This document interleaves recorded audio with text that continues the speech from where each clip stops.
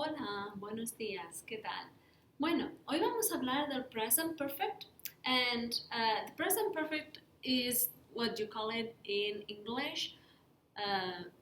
It's quite approximate to the definition of it because it's an action, it's used to express an action in the past. Perfect means like finished, and however, even though it's finished in the past, it has some link to the present.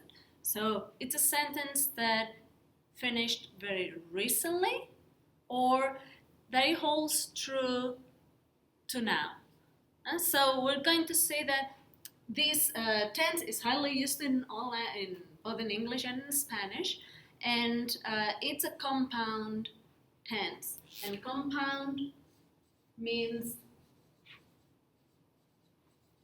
it has two words, an auxiliary word or a helping verb, and the verb in this case is the form of the verb haber. So haber is the auxiliary verb plus the verb that carries the meaning, like whatever action we did in the past. But this verb, the ending has to be in the past participle.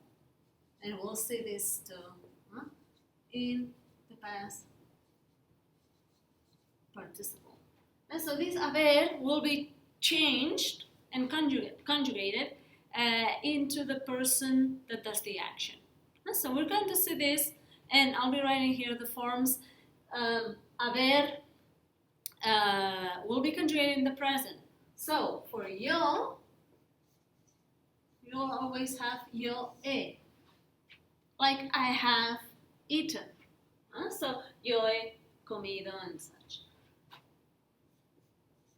Tú has. Notice that I do not pronounce the H. The H is silent. Tú has. Yo he. So imagine that there's no H when you say it. Tú has. Él o ella ha. Nosotros, usted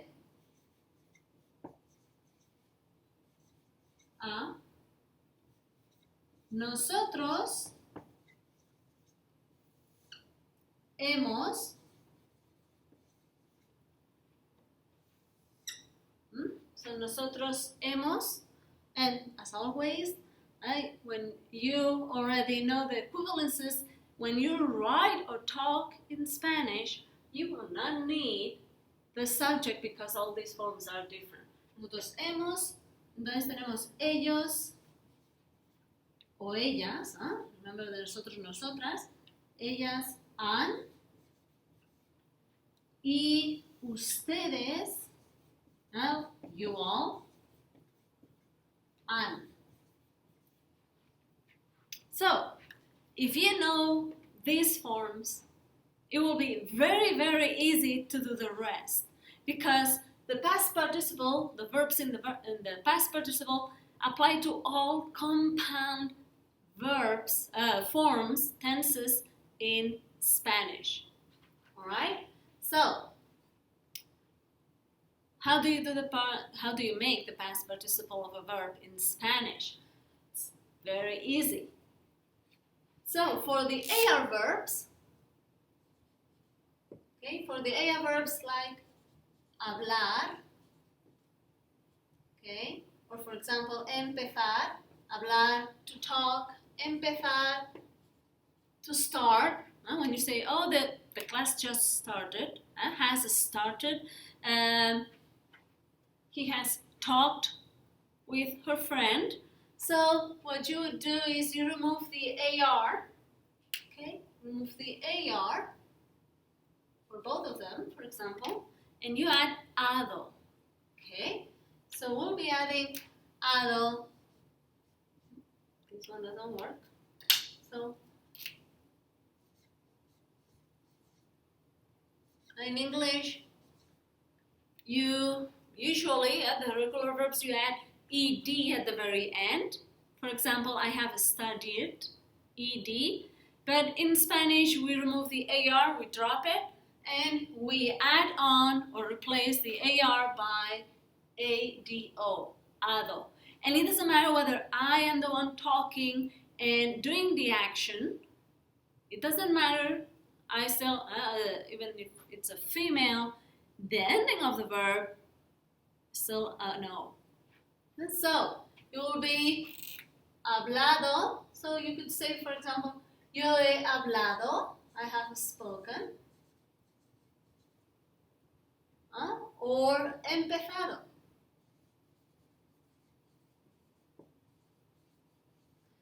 So, hablado or empezado can be used with any of these. Remember that. So, you only have to actually memorize this, and once you know how to do this, and of course, whenever you see an ado or ido, we'll see in a minute, and you know that they refer usually to a verb or to another word, and it's empez, and then you know that it's empezar because it ends in ado. So, how do you do the past participle of the ER or IR verbs? So, these two usually they go together when we change the endings. So, we have comer, to eat, and we have vivir. So, vivir, to live.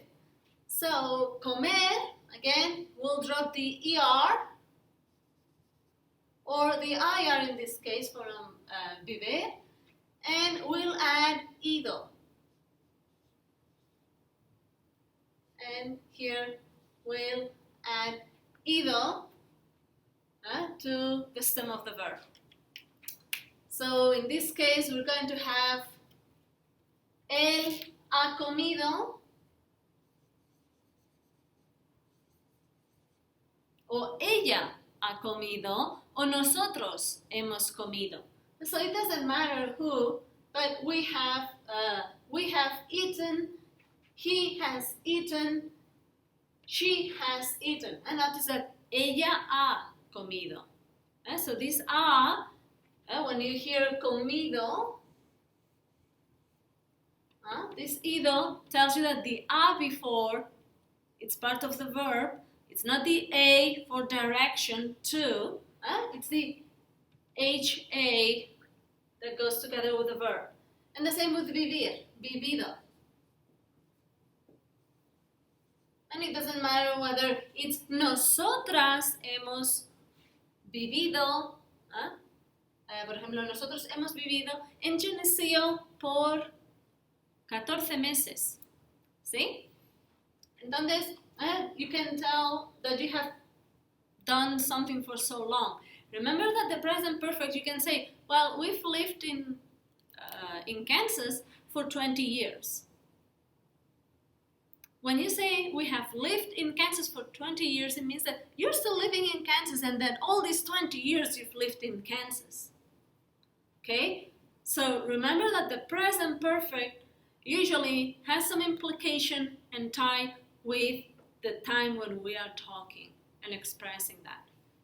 So these are the regular verbs for with the past participle. There's no AR irregular verbs, so got one good thing here. Bueno, vamos a ver los verbos irregulares en el past participle.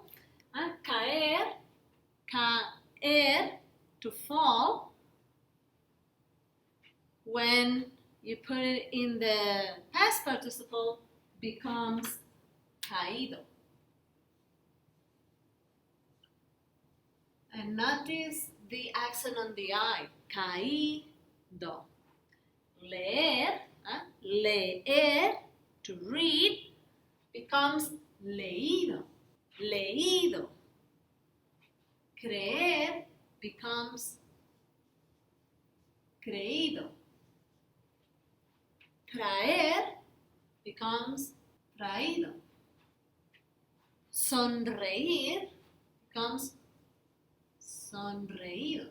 Y oír becomes oído. Now, creer means to believe or to think. Traer means to bring.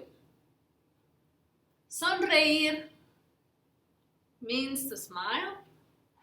Y oír means to hear. Okay? Not to listen. Oír means to hear something. Huh? So what do these ones have in common? Because as you can see, some of them end in ER, but a couple of them end in IR. So these are the usually endings, the second and third conjugations. ER and IR endings are usually the ones with most irregular forms. And of course, what they have in common here is the accent on the I, and that's why they are different.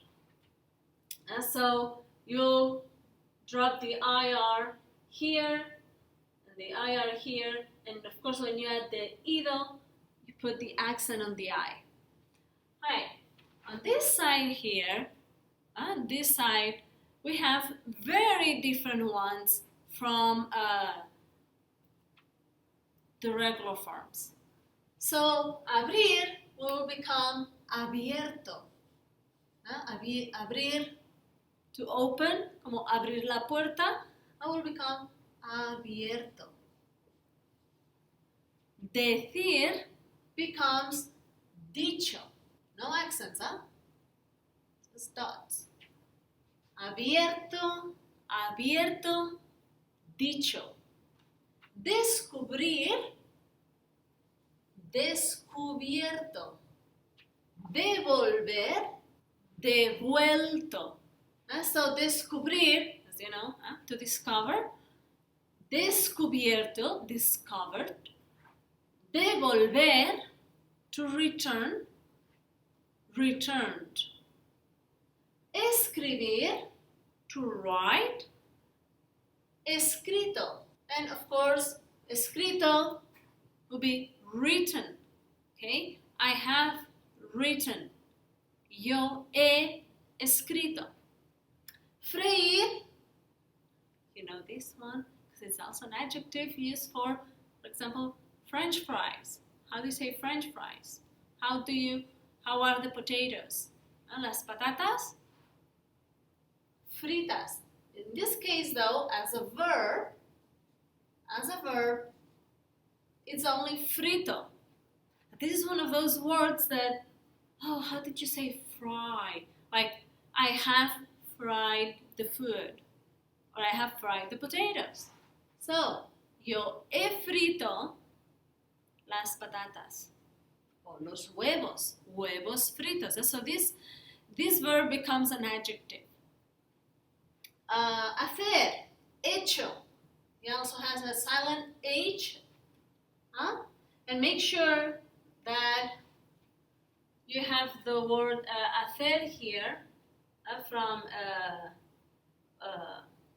with the H, because without the H it means something else. Poner, puesto. Resolver, resuelto.